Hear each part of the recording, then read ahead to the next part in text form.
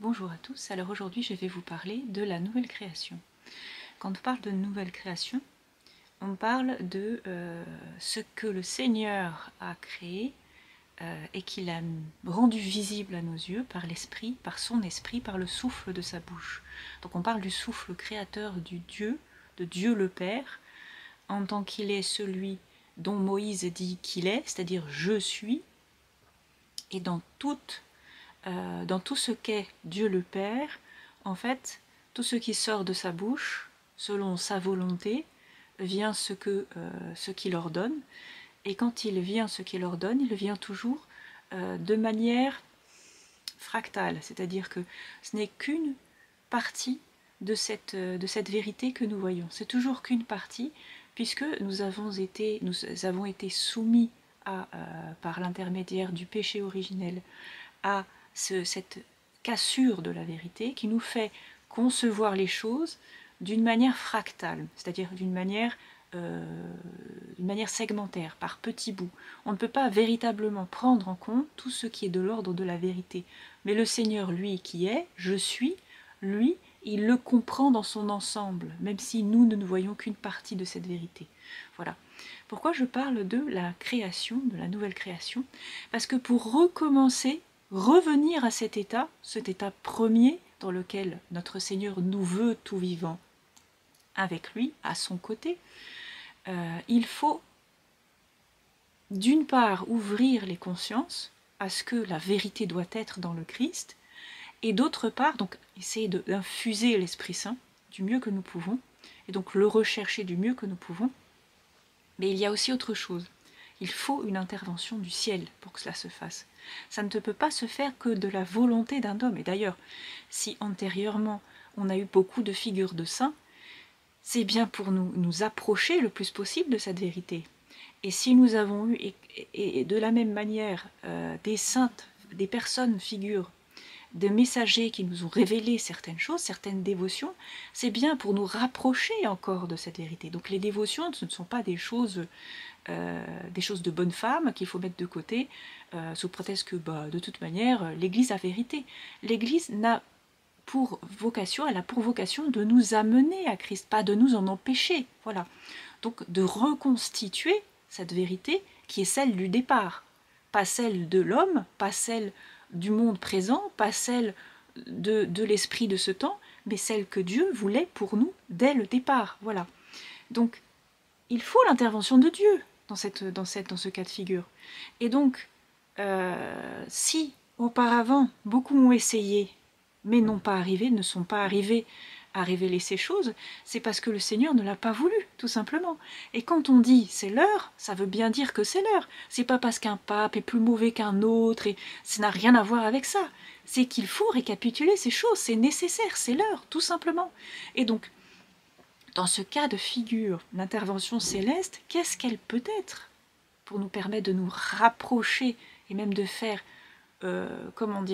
fusionnellement de nous rapprocher de cette première vérité et donc de nous rendre compte qu'elle est meilleure que toutes les autres, ce qui fait en fait que le paradis et la terre soient semblables, sauf que le paradis n'est pas visible à nos yeux, mais que nous voyons ce que nous faisons, et donc ces choses soient comme une communion, qu'il n'y ait plus de confusion, et donc qu'il n'y ait plus d'entrave à cette vérité. Qu'est-ce que ça peut être à votre avis? Tout simplement, regardez les anges, les esprits des anges, qui, selon la volonté divine, agissent dans notre temps, dans notre histoire, pour nous rapprocher progressivement de cette vérité. Comme disait aussi une très grande figure mystique, donc je parle de Maria Valtorta, qui a essayé de nous rapprocher de cette vérité, et également d'une autre figure, Luisa Picaretta. Luisa Picaretta, c'est la même chose, c'est-à-dire que dans l'ordre des choses, quand vous reconstituez la volonté, quand vous faites partie de cette volonté divine, petit à petit, vous vous rapprochez de cette conception de la vérité. Et donc, ce qui nous en éloigne, c'est le péché toujours, et la reconnaissance de ce qui doit être véridique et de ce rejet de ce qui est véridique. Ce rejet-là entraîne le péché et la faute. Mais ce n'est pas seulement ça. C'est que dans l'ordre des choses, si le Seigneur dit c'est l'heure, ben, on ne va pas dire ben non, c'est pas l'heure. Si le Seigneur dit c'est l'heure, c'est que c'est l'heure. Et donc, quoi que vous fassiez, ce sera l'heure. Point final. De la même manière qu'il y a eu la lumière le 4e jour, de la même manière, c'est l'heure sur cette terre. Donc, je reviens à ce que je disais, qu'est-ce qui peut, du ciel, nous déclencher en nous cette première création et nous rapprocher carrément de manière fusionnelle de cette première création. Je reviens donc au livre que j'ai mangé. Le Seigneur m'a fait, comment dire, entrevoir, mais pas entrevoir et simplement fait chair en moi, la vérité qui était contenue dans ce livre. Et donc, comme je disais devant certains prêtres, ce livre avait le goût d'un pain d'épices, c'est-à-dire que c'était comme un pain d'épices avec du miel dedans, beaucoup de choses très douces, mais en même temps des choses qui sont très fortes et très amères. Comme certaines épices d'ailleurs, elles sont parfois très fortes et très amères. Donc, qu'est-ce que ça peut bien signifier tout ça?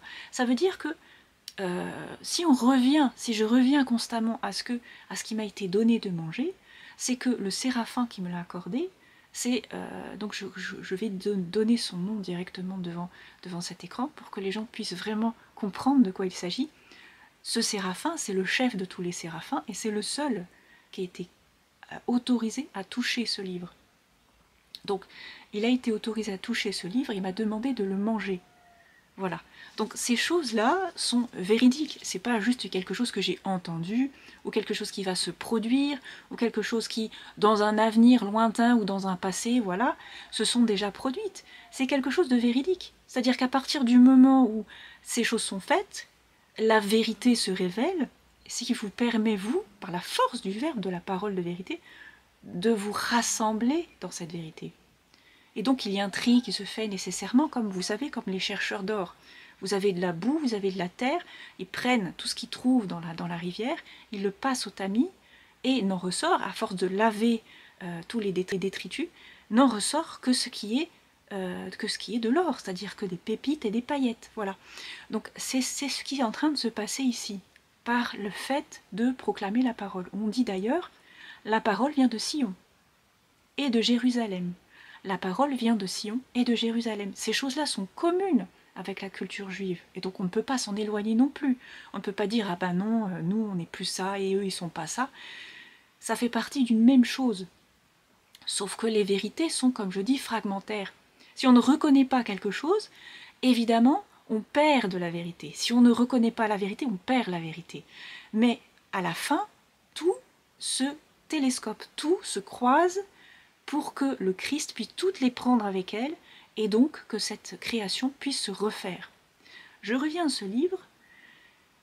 Celui qui est en charge de toucher ce livre, il a aussi autorité sur tous les éléments. Le feu, la terre, l'eau et l'air. Voilà. Ce ne sont pas des choses qui sont démoniaques, ou je ne sais pas, des choses qui vous traverseraient l'esprit. C'est parce que vous ne les avez jamais vues encore. Puisque, comme je dis, vous n'avez qu'une partie de la vérité devant vos yeux. Le dogme, dans son ensemble, les embrasse toutes, mais nous, avec nos yeux à nous, nous ne pouvons pas considérer autre chose qu'un segment de cette vérité. Le Christ ne fait pas qu'un segment de cette vérité, il les a pris toutes ensemble. Et quand il parlait de ces choses devant ses disciples, il les avait toutes en sa possession. On ne peut pas dire, par exemple, que parce qu'il avait un cerveau comme le nôtre, il ne pouvait pas les prendre toutes en sa possession. C'était pas possible. Bien sûr que si, sinon il ne serait pas ressuscité. Et donc à partir du moment où il est ressuscité, si moi je témoigne de ces choses, c'est bien qu'elles sont véridiques également. Sinon je n'aurais pas pu en témoigner. Malheureusement, je n'aurais pas pu en témoigner. Mais en mangeant ce livre, on déclenche un processus, le processus de c'est l'heure, et donc personne ne peut y échapper. Voilà. Donc on aura beau essayer de tergiverser, de dire ah non mais on va attendre parce que comme c'était le cas à Fatima, si c'est oui on y avance, si c'est non on n'avance pas et puis on verra plus tard. Mais Notre-Dame a dit le triomphe de mon cœur immaculé sera immédiat et il aura l'effet voilà de quelque chose de rapide, voilà, de très fort et de rapide. Quand les choses sont autorisées à une heure, elles sont autorisées, elles peuvent se produire. À d'autres moments, les portes sont fermées, c'est impossible. On aura beau essayer de les ouvrir, ces portes, ce sera définitivement non, et on ne pourra pas ouvrir ces portes parce que le Seigneur ne le veut pas, tout simplement. Il y a une condition, c'est-à-dire que le Seigneur prépare avant les choses pour que ces choses puissent être très efficaces au moment où il dit oui. Il faut y aller, c'est l'heure. Voilà. Donc, pourquoi je parle des 4 éléments? Parce que tout ce qui va se produire maintenant, ce n'est pas seulement de l'ordre du réchauffement climatique ou je ne sais pas de quoi. Quand, par exemple, le Seigneur dit oui, il dit oui à tout. Il dit oui à tout ce qui est dans sa vérité. Voilà, tout ce qui est dans sa vérité. Et donc, il fait défendre tout ce qui est dans sa vérité, car il le reconnaît comme véridique, puisque ça vient de lui, forcément. Donc ce séraphin, lui, connaît ces choses, puisqu'il est le maître des séraphins, et qui peut toucher le livre, et qui me l'a donné à manger. C'est bien que ces choses sont dans l'ordre de produire de la nouvelle création. Voilà. Donc, qu'est-ce que je peux dire d'autre par rapport à ça? Parce que ce matin, il m'est venu beaucoup de choses dans l'oraison. C'est que le Christ, lui, il avait pouvoir sur ces choses, puisqu'il est le maître de tout. Et donc, en son sein, en lui, dans sa chair, la terre était purifiée, l'eau était purifiée, le feu était purifié.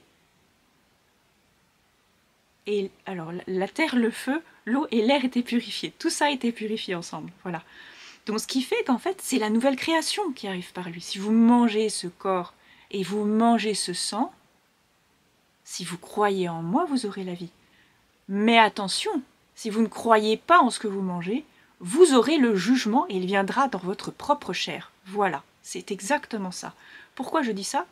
Parce que quand on mange ce corps et ce sang, et quand cette vérité arrive, quand on dit c'est l'heure, on n'y échappe pas, personne n'y échappe. Voilà, un point c'est tout. Il n'y a pas besoin de dire ah ben non parce que ou je sais pas. Voilà, nous on a l'autorité et puis vous l'avez pas. C'est impossible comme ça, impossible. Le Seigneur choisit les choses de cette manière-là. On peut pas contrer ça. On ne peut pas, c'est impossible. Il est plus fort que tout, l'Esprit de Dieu. Il est plus fort que tout, l'Esprit du Christ. Voilà. Et donc quand il relève la création, il relève de cet ordre-là. En faisant le tri, comme je l'ai dit. Et donc, qu'est-ce que je voulais dire par rapport à ça? Si le Christ avait puissance sur toutes ces choses, il est vraiment ressuscité. Et quand je dis si, c'est parce que c'est pour essayer de conduire dans ma manière de réfléchir à une conclusion qui est évidente. Ce n'est pas on n'a pas trouvé de preuves, voilà, on n'a que des témoignages des disciples.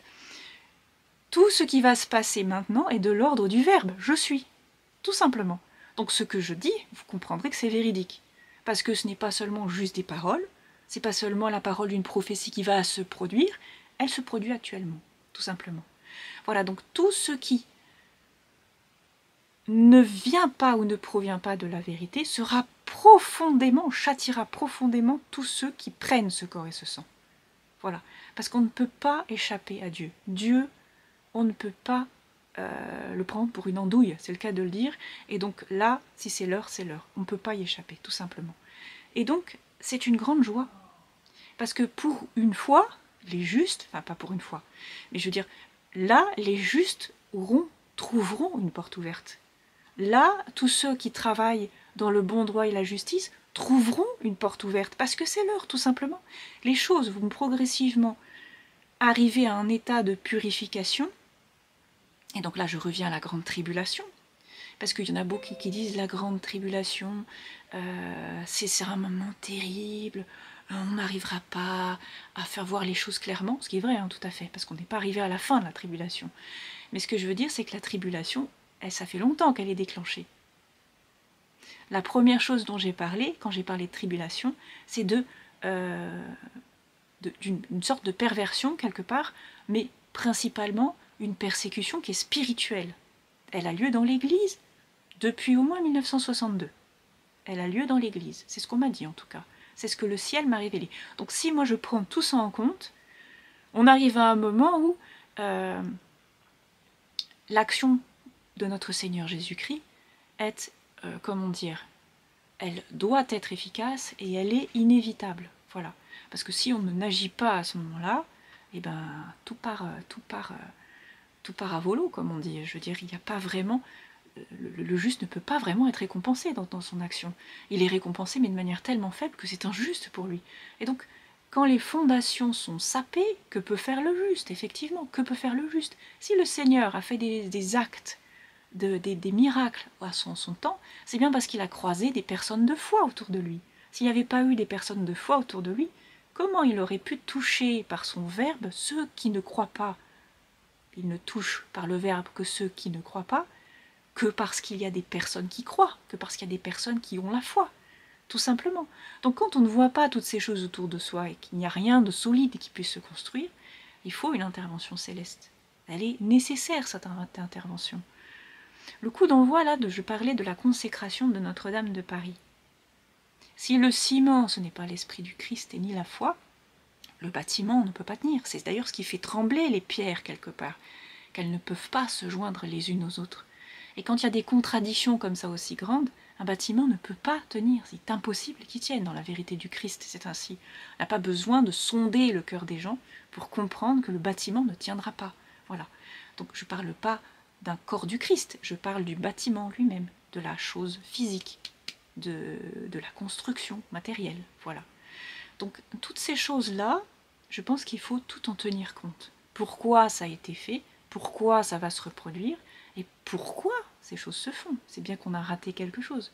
Et le plus humble d'entre vous sera à même de le reconnaître. Il sera à même de reconnaître que les choses ne vont pas dans la amélioration, sinon par l'intermédiaire de l'intervention divine. Voilà. Que l'homme est incapable de réparer ce péché originel, et que moins il est proche de Dieu, et plus il détruit ce que le Seigneur essaye de construire en nous. Voilà. Donc, il y a beaucoup d'espoir dans ce que je dis, c'est que le Seigneur est toujours là pour nous défendre. Il faut qu'on tienne bon. La persécution, c'est ça. C'est de ne pas se soumettre à l'esprit de ce temps. C'est bien de lui résister le plus possible à l'esprit de ce temps. Et si nous avons, et je reviens à la langue latine, nous avons depuis très très longtemps la langue latine et les rites latins pour nous permettre de reconstituer dans l'histoire, revenir quelque part et garder toutes ces choses en l'état, je veux dire, pas avec ces inclusions de l'extérieur, mais juste en l'état. Et pourquoi je promeus quelque part le rite latin? C'est pas parce que c'est une belle langue, c'est pas parce que avant c'était mieux et après c'est moche, ça n'a rien à voir avec ça. Ça fait partie d'une koiné, notre koiné à nous. Et on ne peut pas s'en détacher sans entrer en danger avec les tentations de ce monde. C'est une sorte de garde, quelque part, contre tout ce qui est de mauvais qui est en ce monde. Un endroit clos, dans lequel on est vraiment avec le Seigneur depuis très longtemps, et donc on est sûr que là, il n'y a rien de mauvais qui peut entrer, et que du bon qui peut en sortir. Voilà. Donc c'est comme, par exemple, quand vous faites le signe de croix. En entrant dans l'église, et donc je reviendrai sur cette magnifique langue parce que je crois qu'il y a beaucoup de choses à dire là-dessus, mais il faut vraiment être en sécurité, il faut se sentir en sécurité spirituellement quand on est dans cette optique on va avoir un très grand danger qui va nous tomber dessus, et donc il est nécessaire de revenir à ces choses, nécessaire et fondamentalement nécessaire. Cette langue morte ne devient sainte que parce que justement elle fait partie de cette koiné-là. Elle fait partie de cet ensemble-là. Voilà, donc il ne faut pas la négliger ou dire « oh ben non, c'est désuet ». Ce n'est pas désuet. Il ne faut pas dire ces choses-là. Je veux dire, dans l'ordre de réflexion, c'est ce qui fait notre unité à travers tous les pays. Cette langue fait notre unité à travers tous les pays. Si par exemple on est chrétien, on se dit fier d'être chrétien, c'est justement parce que en Russie, par exemple, si on est toujours dans la tradition, on entend le latin, on le comprend. Et c'est à la portée de n'importe qui. Même si celui qui n'a pas fait des études, il rentre dans une église où on parle latin, bon, eh bien, au fur et à mesure, on comprend le latin. C'est comme tout, mais je veux dire, ça fait partie de notre koiné, on ne peut pas s'en séparer, c'est impossible. Sinon, on entre en danger, là, on est vraiment en danger. Déjà, depuis un petit bout de temps, on l'est, mais alors là, ça devient de pire en pire. Et si on a les yeux pour le reconnaître, c'est bien, on est bien heureux. Mais si on ne le reconnaît pas, c'est grave, c'est vraiment très grave. Parce que, bon, après ce qui va nous arriver, on va revenir à cette conclusion, que, effectivement, le latin, il faut le garder, dans l'ancienne tradition, dans le rite tridentin, voilà. Donc toutes ces choses étant dites, la nouvelle création ne peut se faire que si on revient sur cette tradition, et de manière, comment dire, fidèle, pas de manière, oh bah tiens, on va faire pousser un champignon là, et puis une petite fleur blanche ici, ça fait très joli. Non, il faut vraiment revenir à cette tradition en étant fidèle, et puis il faut vraiment, comment dire, garder de manière forte ces choses, parce qu'elles nous sont essentielles pour affronter ce qui vient. Voilà. Et la création ne se fera que dans cet ordre-là. Donc ceux qui sont dans cette tradition, ils sont protégés. Vous êtes bien heureux, déjà heureux êtes-vous, mais ceux qui n'y sont pas, ils vont pas supporter ce qui va se passer, ils ne vont pas le supporter malheureusement. Voilà. Donc que le Seigneur vous bénisse et qu'il vous garde, au nom du Père, du Fils et du Saint-Esprit. Amen. Il y a aussi des choses très très graves qui vont se produire.